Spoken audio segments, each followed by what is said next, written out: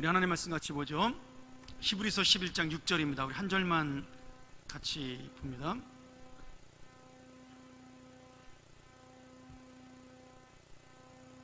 우리 같이 한번 읽었으면 좋겠습니다. 히브리서 11장 6절입니다. 믿음이 없이는 기쁘시게 못하나니 하나님께 나아가는 자는 반드시 그가 계신 것과 또한 그가 자기를 찾는 자들에게 상 주시는 이심을 믿어야 할지니라. 아멘. 제가 지난주부터 여러분과 함께 믿음에 대한 이야기를 하고 있습니다.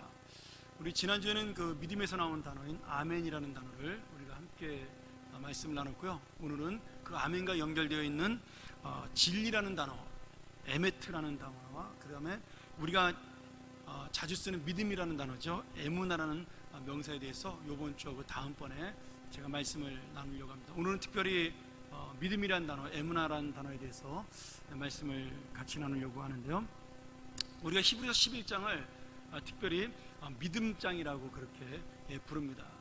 왜냐하면 히브리 11장에 보면 믿음에 대한 정의를 내리고 있고요, 그 다음 믿음으로 살아갔던 용사들을 쭉 설명하면서 그들이 왜 그렇게 살았는지에 대한 우리에게 설명을 해주고 있기 때문에 히브리서 11장을 믿음장이다 이렇게 부르고 있죠.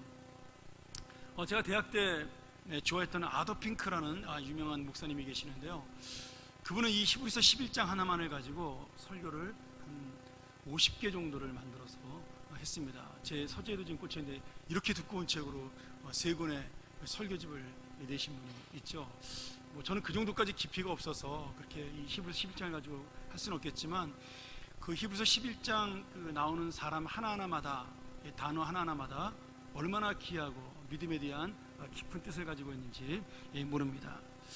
오늘은 특별히 여러분들하고 함께 이 히브리서 11장 6절에 나온 믿음이 없이는 기쁘시게 못한다. 하나님이 기뻐하는 믿음이라는 것은 무엇일까? 그에 대한 말씀을 여러분과 함께 이 믿음이라는 단어를 가지고 같이 한번 이 저녁에 나눠보기로 합니다.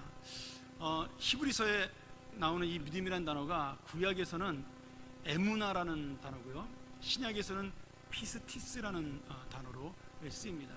그런 건 모르셔도 되고, 옛날부터 우리 교회가 자꾸 원어로 하는 습관이 있어요. 저도 자꾸 원래는 제가 히브리어나 헬라어 원문을 잘 안 읽는 습관이 있는데 우리 교회 오니까 자꾸 하게 되네요. 어쨌든 간에 이 에무나라는 단어가 중요하니까 이 믿음이라는 단어가 사실은 한 단어로 끝나는 것이 아니라 거기에는 여러 가지 뜻이 있죠. 그래서 히브리 말에 의하면, 히브리어로 보면 이 구약의 에무나는 믿음이라는 단어로만 쓰인 것이 아니라 확고하다, 안전, 신뢰, 정직, 성실, 진리, 그 다음에 변하지 않는 영원한 의무, 이런 것들을 전부 같은 단어로 쓰고 있습니다. 그때마다 이 단어를 바꿔서 사용을 하는 거죠. 그래서 우리 사람 쪽에서 볼 때는 하나님을 향한 어떤 신뢰, 정직한 마음, 신실한 마음을 이야기하는 거고요, 이 단어를 우리에게만 쓰는 것이 아니라 하나님에게도 이 단어를 사용합니다. 그래서 하나님 쪽으로 이 단어를 사용할 때는 우리를 향해서 하나님께서 신실하게 사랑을 베풀어 줄 때 이 에무나라는 단어를 쓰고 있는 거죠. 그래서 에무나는 구약에서 믿음과 신실한 두 가지의 단어로, 사람 편에서 볼 때는 하나님을 믿는 믿음, 하나님 편에서 볼 때는 사람을 향한 신실한 하나님의 사랑을 보여주고 있는 겁니다. 제가 오늘 이 두 가지를 가지고 여러분하고 잠깐 말씀을 나누도록 하겠는데요, 먼저 이 믿음이라는 단어가, 에무나라는 단어가 우리가 하나님을 기쁘게 만드는 신앙이라는 겁니다. 자, 이 믿음이라는 것이 오늘 6절에 보니까 하나님께 나가는 사람, 다시 말하면 하나님 앞에 가는 사람들은 반드시 하나님께서 있는 것, 하나님이 존재한다는 것과, 그리고 하나님을 찾는 사람들에게 상을 주시는 분임을 믿어야 한다. 그것을 믿음이라고 말하고 있는 겁니다. 쉽게 얘기하면 하나님이 존재한다는 사실을 믿어야 그것을 믿음이라고 표현한다는 거죠. 그러면 하나님이 존재한다는 것을 안 믿는 믿음을 가진 사람도 있나요? 있습니다. 이제 그것을 성경에서는 가짜 믿음이라고 이야기할 수도 있는 거죠. 하나님을 믿는 것처럼 보이는데 결정적일 때 하나님에 대한 믿음이 없는 것, 그런 사람들이 있기 때문에 히브리서 11장에 진짜 믿음을 가진 사람들을 여러 명 우리에게 노아서부터 시작해서 뭐 아브라함, 모세 쭉 설명을 우리에게 해주고 있는 거죠. 그래서 이분들이, 이 모든 분들이 하나님이 살아계신 것을 믿었기 때문에 그들이 살아온 인생이 쉽지 않은 인생이었지만 끝까지 그 믿음을 지키고 하나님이 함께 하신다는 것을 믿고 살 수가 있었다. 그러면서 맨 마지막에 톱으로 썰어서 죽은, 사람의 이름은 나오지 않지만 이사야 선지자의 이야기를 하면서 히브리서 11장에 나오는 믿음의 영웅들의 이야기를 마치고 있는 거죠.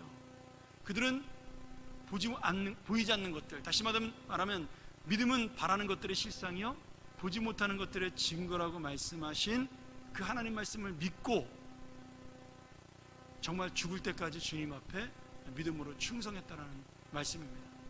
제가 2년 전에 히브리서 11장 1절을 설명하면서 그 믿음은 바라는 것들의 실상이요의 그 실상이 무슨 뜻이냐고 여러분들에게 말씀드렸냐면, 그때 우리나라 말로 하면 약속 어음이라고 이야기를 했습니다.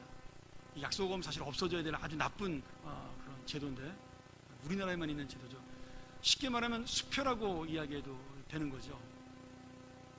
그것이 우리가 그 수표라는 게 뭐예요? 뭐 한국에도 그런 수표를 많이 쓰지만 특별히 제가 미국에 있을 때는 그런 수표를 많이 썼습니다. 1달러짜리 수표도 이제 손으로 쓰면 되는 거니까요.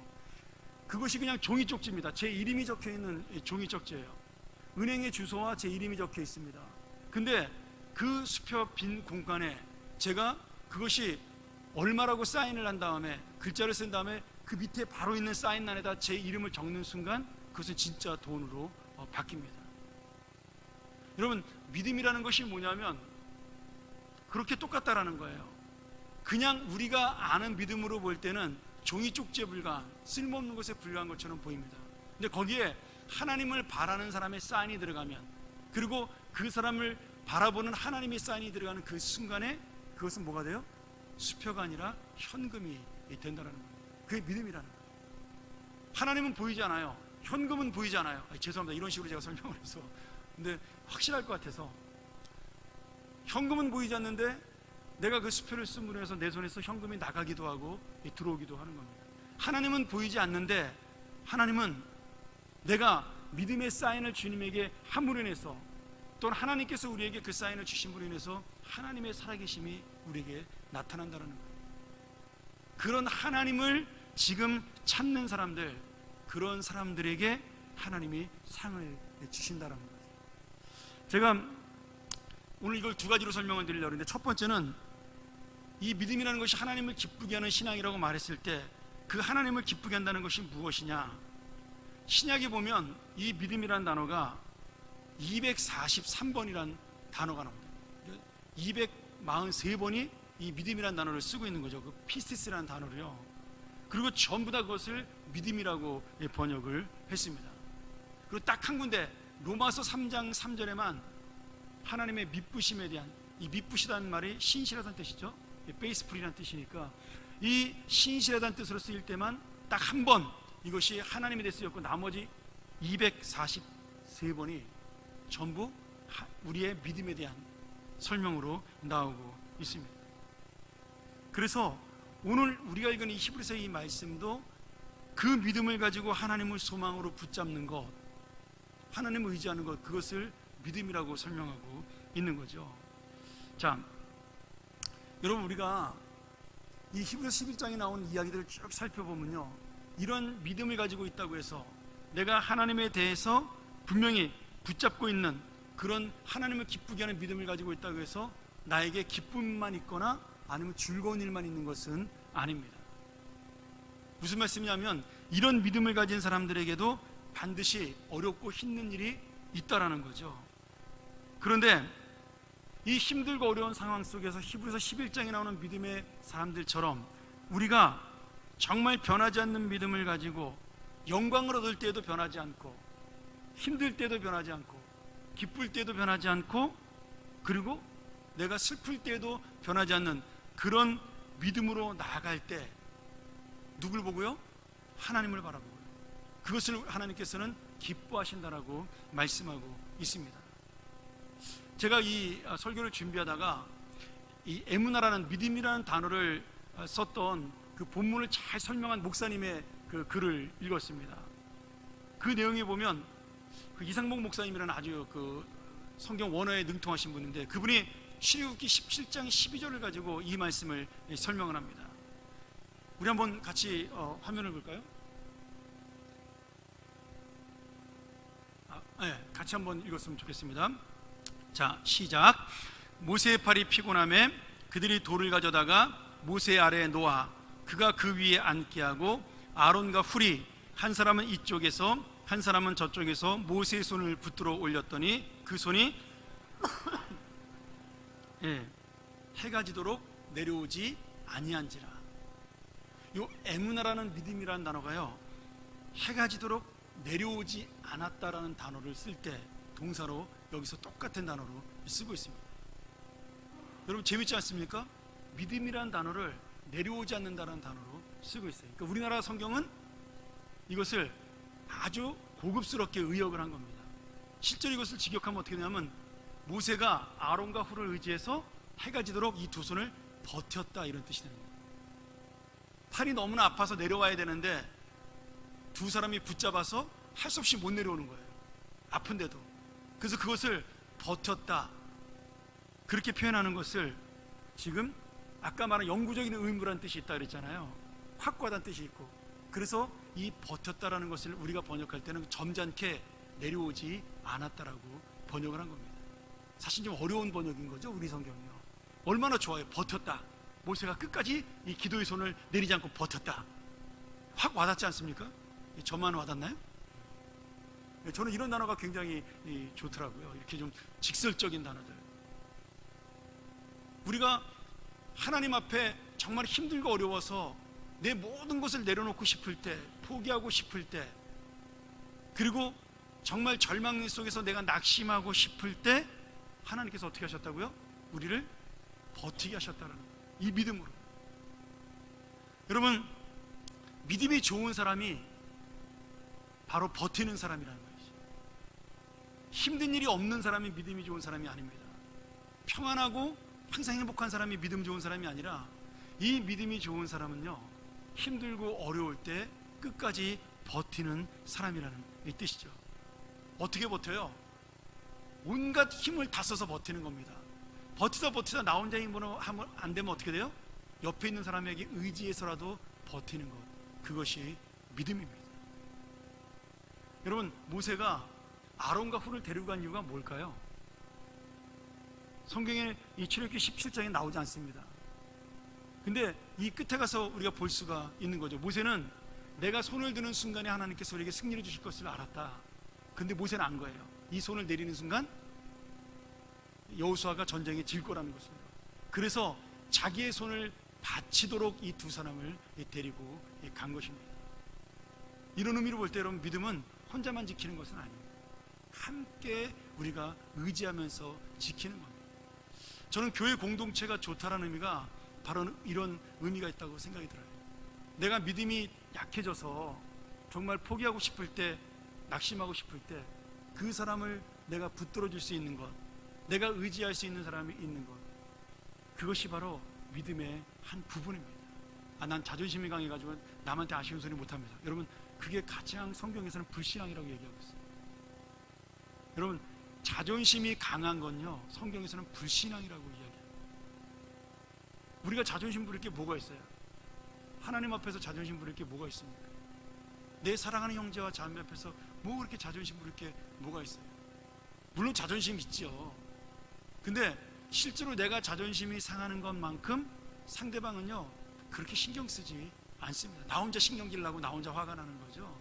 상대방은 그렇게 크게 내 자존심에 대해서 관심이 없어요. 왜냐하면 내 자존심은 그렇게 비싼 게 아니기 때문입니다. 혼자 그렇게 힘들어 하는 거죠.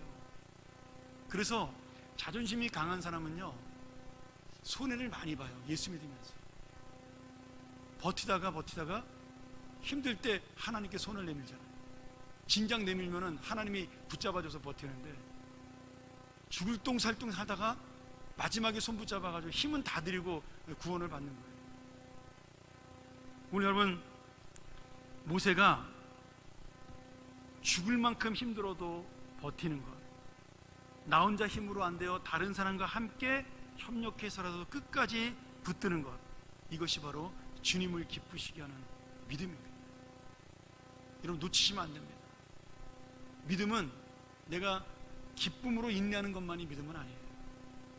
힘들고 어렵고 인상을 박박 써가면서 내가 버텨내도 그것은 하나님께서 우리에게 주시는 고귀한 믿음입니다.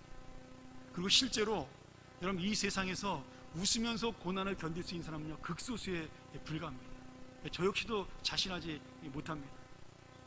하나님이 이것을 이기고 내가 좋은 것을 얻을 걸 알면서도, 당연히 알죠. 미래에 더 좋은 것으로 나에게 함께 하실 것을 알지만 지금 이 순간에 힘들 때 웃을 수 있는 사람은요, 그렇게 많지 않아요. 저도 별로 그렇게 큰 자신이 없습니다. 알면서도 우리는 지금 힘든 거는 힘든 겁니다.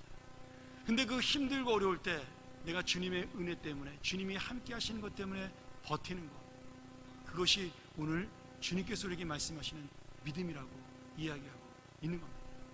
여러분, 억지로 힘들어서 버티면서 예수 믿는 것, 그것도 수준 높은 신앙입니다. 여러분, 믿음 없는 사람이 뭐하러 버티겠어요? 집어치우죠. 포기하죠. 그만두면 되는 건데 왜 그렇게 악착같이 버티겠어요? 그것이 바로 하나님이 기뻐하시는 믿음이기 때문입니다. 전 가끔 가다가 그런 생각을 할 때가 있습니다. 우리가 이제 흔히 순교하는 사람들에 대한 이야기를 하다 보면, 그 순교하는 사람들이 뭐 감옥에 갇혔던, 특별히 리처드 범브란트 목사님, 우리 다음 주에 금요일에 설교하러 오시는 목사님이 범브란트 목사님이 세웠던 순교자의 소리 단체에서 오시는 미국 목사님인데, 제가 리처드 범브란트 목사님 책을 읽으면서, 그분이 감옥에서 10몇 년 동안 있었잖아요. 루마니아에서. 그런데 얼마나 많은 고민을 그가 했는가를 그 책에서 보여줍니다. 믿음이 있고 정말 하나님을 위해 순교하겠다는 각오로 감옥에 들어왔지만, 차라리 단번에 그냥 총살시키면 되는데 그게 아니라 감옥에 가서 끊임없이 괴롭히는 거거든요. 끊임없이 절망의 파티, 거기 미스터 낙심이라는 친구를 보내가지고 그 간수 하나가 매일 괴롭히는 거예요. 너는 희망이 없다. 너는 이제 끝났어. 너는 아무도 안 도와줘. 너 봐라, 네 인생은 이제 버린 인생이야. 이러면서 날마다 그 사람을 가지고 이 리처드 범브란트 목사님을 괴롭히는 거예요. 그래서 리처드 범브란트 목사님이 그 사람의 이름을 기억 못하는데 이름을 미스터 절망이라고 지었어요. 미스터 낙심이라고 불렀습니다. 아예. 여러분, 힘들지 않았겠어요? 얼마나 힘들었겠어요? 근데 그것을 버티는 것, 자기도 그런 고백을 하죠. 내가 죽을 만큼 거기서 힘들었다. 정말 다 포기하고 내려놓고 싶었다라는 그런 고백들을 합니다. 근데 버티니까 죽지 않고 석방되었더라, 이겁니다. 이게 한국에 와서 간증하신 말씀이에요.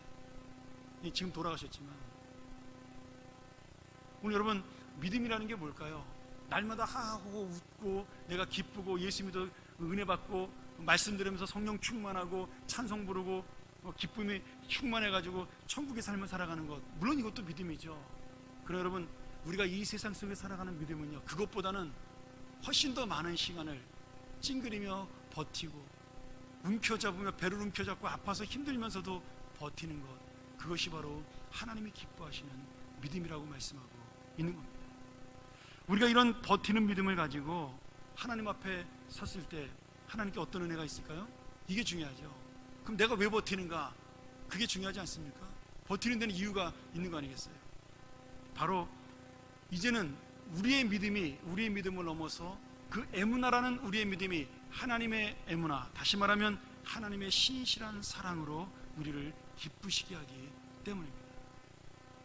내가 이 버티는 믿음을 가지고 하나님을 기쁘시게 할 때 하나님 또한 하나님의 신실한 사랑으로 우리를 기쁘시게 하는 겁니다.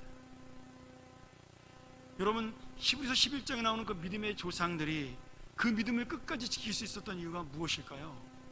바로 이 하나님의 약속에 대한 신실함을 믿었기 때문입니다. 이 믿음이 없었더라면 그분들도 못 버티는 거죠. 그런데 그분들 마음속에는 이 하나님의 에무나, 우리를 신실하게 사랑하시는 그 마음이 끝까지 우리와 함께 할 것이라고 믿었기 때문에 그 고통과 고난과 감옥과 죽음과 무지한 형벌들을 받으면서도 수많은 비웃음과 모욕을 당하면서도, 그리고 굶어가면서도 그 하나님을 끝까지 붙들 수가 있었습니다. 이 에무나라는 단어가 구약에 49번이 나옵니다. 여러 가지 용례로 많이 쓰이는데요, 우리가 보는 그 하박국 2장 4절에 믿음으로 말미암아 살리라는 말씀이 나오죠. 너무나 잘 아는 말씀이잖아요. 근데 이 믿음으로 말미암아 살리라는 말씀을 제외하고는 전부 다 49번이 다 하나님의 신실함에 대해서 표현하고 있어요. 하나님의 신실함, 하나님의 에무나, 이렇게 표현하고 있는 거죠. 신약에서는 반대로 대부분 우리의 믿음에 대해서 표현하고 있고. 그런데 재밌게도 아까 그 목사님께서 이 말씀을 이렇게 번역하셨어요. 우리가 이 믿음으로 말미암아 살리라를 하나님의 입장에서 본다면 신실함으로도 번역할 수가 있는 거예요. 어떻게 번역이 되냐면, 의인은 하나님의 신실한 사랑으로 말미암아 살리라, 이렇게도 번역할 수가 있다는 거예요. 왜요? 똑같은 뜻이니까. 여러분, 믿음으로 말미암아 살리라는요, 결국 내가 하나님의 사랑, 신실한 사랑을 믿고 사는 겁니다. 그래서 믿음으로 사는 자는 하나님의 신실한 사랑을 입고 사는 거예요. 우리가 하나님을 기쁘시게 하는 신실한 믿음을 가지고 힘들어도 버틸 때 주님께서는 우리의 마음을 아시고 이제는 주님이 우리를 신실한 사랑으로 우리를 살리심으로 이제 하나님의 그 기쁨, 나를 보고 가시셨던 하나님의 기쁨이 이제는 나의 기쁨으로 변화가 되는 거죠. 이것이 바로 하나님께서 우리에게 주시는 믿음의 모습입니다. 하박국 선지자가, 이건 제가 생각을 한 건데, 여러분 어떤 믿음으로 버텼을까요? 우리가 하박국서를 쭉 읽으면 하박국은 처음부터 끝까지 하나님 앞에 너무나 답답한 마음을 이야기합니다. 하나님, 어쩌다 우리나라를 이렇게 인도하시나요? 그래요, 우리나라가 죄를 졌습니다. 망하는 거 좋습니다. 근데 하필이면 저 하나님 믿지 않는 악한 이방 나라, 하나님을 무시하는 저 나라를 통해서 우리를 멸망케 하셔서 우리가 망하면 하나님은 기분 좋으십니까? 이렇게 하나님께 항의를 합니다. 하나님이 직접 불을 내려 심판하든지 물을 내려 심판하시지 왜 우리의 자존심과 그리고 우리의 이 마음을 힘들게 하시려고 저 악한 이방 민족을 통해 우리를 구원하십니까? 저는 도저히 하나님의 뜻이 이해가 되지 않습니다. 왜 우리를 이렇게 하시나요? 이렇게 토로하는 것이 하박국서 전체의 내용입니다. 그런데 맨 마지막에 하박국이 이 고백을 하잖아요. 의인은 믿음으로 말미암아 살리라. 자기는 그 뜻을 이해를 못했어요. 그리고 하박국서 끝까지 보면요, 욥처럼 하나님이 왜 그런지 그 뜻을 이해했다라고 말씀하지 않습니다. 그런데 그 뜻이 이해가 되지 않는 하박국이 하나님을 찬양합니다. 그게 뭐냐면 하나님의 신실하신 사랑은 우리에게 있다라는 거예요. 그게 바로 하박국이 찬양했던 믿음으로 말미암아 살리라는 거예요. 그래서 그가 그 고백을 하잖아요. 정말 아무 것이 없어도 무화과나무에 열매가 맺지 않냐고, 포도나무에 포도가 없고 외양간에 송아지가 없어도 나는 하나님 그 여호와 때문에 즐거워할 수가 있다. 여러분, 이것이 바로 하나님의 신실하신 사랑을 우리가 갖고 있기 때문입니다. 단순히 내 믿음으로 사는 것이 아니라 그 의는 믿음으로 말미암아 살리라의 그 믿음이 단순히 내가 갖고 있는 확신이나 신뢰나 믿음으로 끝나는 것이 아니라 하나님의 신실한 사랑이 그 안에 있기 때문에 하박국은 그 어렵고 힘든 답답함 속에서 결국 하나님을 찬양할 수밖에 없었던 거예요. 여러분, 이해가 되어서 하박국이 하나님을 찬양한 게 아닙니다. 욥이 하나님이 이해가 되어서 하나님 앞에 자신을 회개하고 자신의 마음을 내려놓은 것이 아닙니다. 이 하나님의 신실한 사랑은 변하지 않는다는 사실을 믿었기 때문에 그들은 주님 앞에 모든 것을 맡길 수가 있었던 겁니다. 오늘 여러분, 저도 기도원 다니면서 그런 은혜 체험을 많이 한 사람이지만, 저도 그 어렸을 때 그 암 환자가 막 일어나는 모습을 보고, 그 다음에 안진뱅이가 일어나는 모습을 보고, 그리고 실제로 눈이 안 보이는 분이 거의 눈이 회복되는 모습을 제가 어렸을 때 본 적이 있습니다. 저는 체험신앙으로 자랐기 때문에 하나님께서 얼마나 놀라우신 분이고 얼마나 역사를 크게 하시는 분인가를 정말 제 눈으로 날마다 보면서 이렇게 살았거든요. 귀신이 쫓겨나가는 모습을 제 눈앞에서 보기도 하고요. 그런데 제가 살면서 정말 하나님의 놀라운 역사요, 정말 하나님의 그런 놀라운 정말 은혜를 믿는 것은 그런 불가능한 일, 우리 인간이 이룰 수 없는 기적, 뭐 산이 갈라지고 바다가 갈라지는 그런 기적, 그것을 믿는 것도 믿음이지만 더 중요한 것은 내가 정말 변하지 않을 것 같고 다시는 바뀌지 않을 것 같은 그 어려운 상황 속에도 하나님의 신실한 사랑과 약속을 믿고 그 하나님 앞에 내가 의지하는 것, 그것이야말로 진짜 기적이고 유일한 소망이라는 생각을 저는 하게 됩니다. 여러분, 눈에 보이는 기적을 믿고 감사하고 찬양하고 믿는 것은요, 안 믿는 사람도 할 수 있습니다. 제가 자랐던 교회는 그런 기적이 날마다 일어나는 교회였어요. 그런데 한 번은 걷지 못하는 그 안진뱅이, 그 두발 장애인이죠. 그 나이가 많은 형이, 그 형님이셨는데 교회에 기도를 받으러 왔습니다. 부흥의 기간이었는데, 근데 저희 목사님과 사모님이 기도하면서 그분이 한 발씩 한 발씩 일어나는 것을 제가 정말 기적처럼 봤습니다. 그 꼬부라진 발이 펴지면서요, 한쪽 발을 걷고 또 한쪽 발을 걷더라고요. 근데 제가 더 놀란 게 뭐냐면 그 옆에 있던 어머니가 예수를 모르는 분인데 하나님을 찬양하더라고요. 하나님이 누군지도 모르는데 하나님을 찬양하더라고요. 우리 아들을 일으키신 하나님을 찬양하더라고요. 정말 몸에 전율이 일어날 만큼 놀랐죠. 근데 저는 나중에 깨달았어요. 그것은 진짜 믿음이 아니더라는 거죠. 눈에 보이는 그 기적을 보고 일어난 것을 보고 믿은 그 믿음은 진짜가 아니었습니다. 왜냐하면 나중에 그 형님이 다시 어떤 계기로 믿음을 잃고 다시 다리를 쓰지 못하게 되었습니다. 완전히 낫지는 못했어요.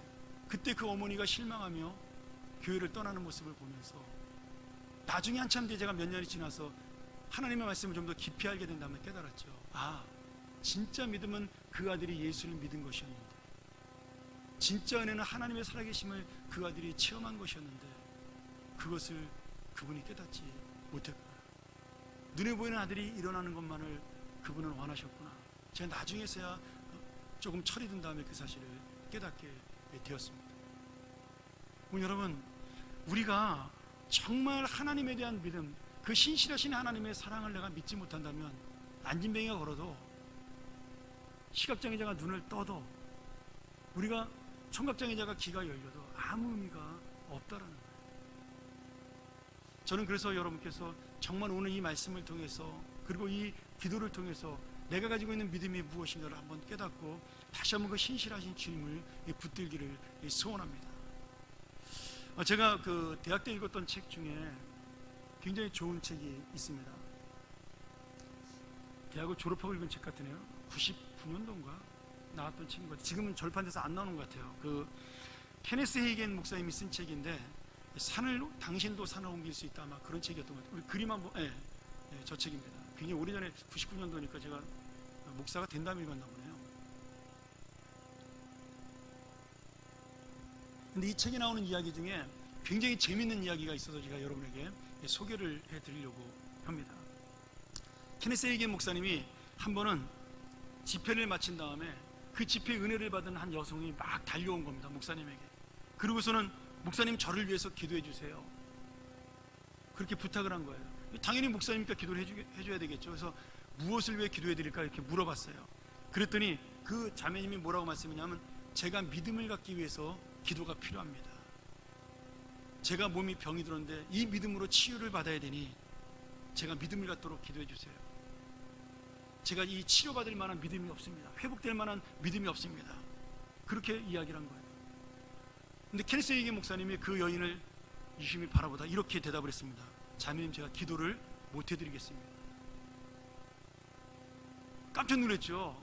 아니, 금방 당연히 해드릴 것처럼 이야기하다가 기도를 못 해주겠다 그러니까, 더군다나 목사님이 성도로 해서 기도를 못 해주겠다 그러니까 이 여인이 얼마나 놀랐겠어요. 근데 케네스 헤이겐 목사님이 일부러 그런 거예요. 그 자매가 집중할 수 있도록 하기 위해서. 이 자매가 깜짝 놀라서 물어본 겁니다. 목사님, 정말 저를 위해서 기도해 주지 않으실 건가요? 목사님이 똑같이 대답했습니다. 예, 정말입니다. 저는 자매님을 위해서 한마디도 기도할 수가 없습니다.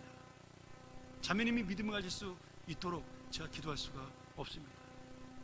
그 여인이 간절하게 다시 목사님에게 외쳤습니다. 목사님, 근데 저는 꼭 믿음이 필요합니다. 그때 이 케네스에게 목사님 이렇게 이 자매에게 이야기를 했어요. 자매님은 주님을 믿으시죠? 그럼요, 제가 믿죠.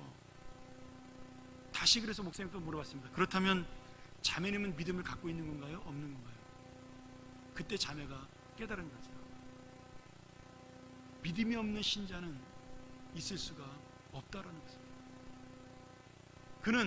그 여인은 지금 믿음을 착각하고 있었던 거였어요.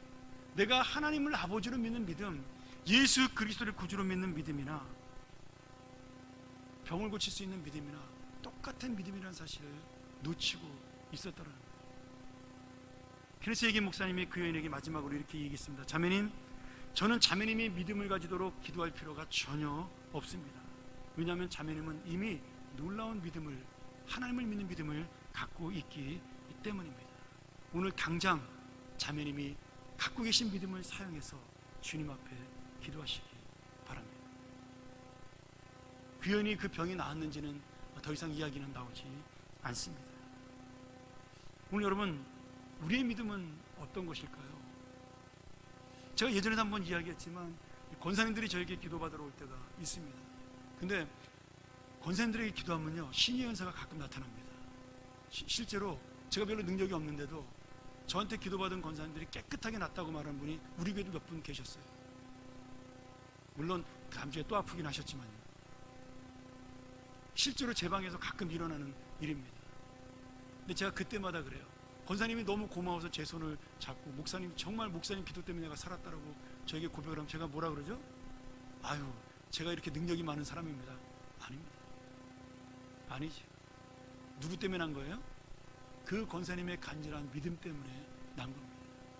내가 어떻게든지 목사님에게 기도라도 한번 받으면 하나님께서 나에게 역사하실 것 같다는 그 믿음, 그것이 그분을 낫게 하신 거예요. 오늘 여러분, 우리가 절대 오해할 필요가 없습니다. 물론 저에게 기도받으러 오지 말라 뭐 그런 이야기는 아닙니다. 당연히 기도받는 필요가 있죠. 뭐 기도가 필요 없다고 말하는 목사님도 있습니다만 사실은 자기가 가진 믿음으로만 기도하면 된다고 말하는 목사님도 있습니다. 그러나 저는 같이 기도하면 더 큰 힘을 발휘하는 거죠. 주님이 우리가 삼겹줄이라고 이야기하셨으니까. 근데 중요한 건 뭐냐면 여러분, 우리 모두에게는 이 믿음이 있다라는 거예요. 내가 주님을 찾는 그 순간에 그 믿음은 누구에게나 똑같다라는 겁니다. 큰 믿음, 작은 믿음이라는 것은 없는 겁니다. 믿음이 있든지 없든지 한 것이죠. 성경에 네 믿음이 작다라고 말하는 것은 없다라는 표현이지 진짜 작다라는 표현이 아닌 겁니다. 산을 옮길 만한 믿음, 그것을 여러분 주님이 뭐라고 말씀하셨어요? 겨자씨만한 믿음이라고 그랬잖아요. 겨자씨만한 믿음이 있는 건가요? 없는 건가요? 있는 거잖아요. 주님은 겨자씨만한 믿음을 말하는 것이 아니라 어떤 사람에게든지 그 믿음이 있으면 능력이 나타나는 것을 말씀하시기 위해서 겨자씨라는 단어를 쓰신 겁니다. 오늘 여러분, 주님을 기쁘시게 하는 믿음이 무엇일까요? 바로 이 하나님의 신실하심을 믿는 믿음입니다. 오늘 그리고 우리에게는 그 믿음이 있는 거죠. 오늘 저는 우리 평안의 식구들, 사랑하는 주님의 자녀들이 이 믿음을 가지고 오늘 기도했으면 좋겠습니다. 여러분의 문제를 가지고 이 나라와 이 민족을 위해서, 이 교회를 위해서, 그리고 우리의 자녀들을 위해서 기도했으면 좋겠어요. 우리의 믿음의 기도가 결국은 응답을 받습니다. 우리의 믿음의 기도가 능력을 발휘합니다. 우리의 믿음의 기도가 신실하신 하나님의 사랑을 나타냅니다. 오늘 여러분, 그 은혜가 우리의 마음속에 나타나기를 소원하고요, 그 기도가 내 자녀를 살리기를 소원하고요, 그 믿음의 기도가 이 나라와 이 민족을 살리기를 소원합니다. 오늘 다시 한번 이 말씀 의지하면서 한번 같이 우리 시간 통성으로 기도하기를 원합니다. 오늘 주님께서 우리에게 이미 말씀하셨습니다. 내가 너에게 함께한다라고, 내가 너를 도울 것이라고 말씀하셨습니다. 주님을 찾는 자, 주의 이름을 부르는 자, 하나님께서 우리에게 함께 하신다라고 말씀하셨습니다. 우리가 주님의 길로 나가기만 한다면, 주님의 뜻으로 나가기만 한다면 주님께서는 우리와 함께 하십니다. 오늘 우리의 기도를 통해서 이 믿음을 갖기를 원하는, 정말 이 믿음으로 기도에 응답받기를 원하는 우리의 기도를 주님께서는 들으실 것입니다. 오늘 주님 앞에 한번 기도했으면 좋겠어요. 하나님, 내가 이 믿음 가진 것을 몰랐습니다. 이 믿음으로 살아야 하는데 제가 깨닫지를 못했습니다. 하나님을 기쁘시게 하는 믿음이 무엇인지 내가 알지를 못했습니다. 하나님 용서하시고 오늘 이 믿음으로 기도하오니 우리와 함께하여 주시옵소서. 이 믿음으로 기도하오니 우리의 마음을 주께서 다스려 주시고 우리를 붙들어 주시옵소서. 오직 신실하신 그 주님의 에무나의 사랑으로 우리 에무나의 믿음을 바라봐 주시고 함께하여 주시옵소서. 이 시간 같이 한번 통성으로 기도하겠습니다.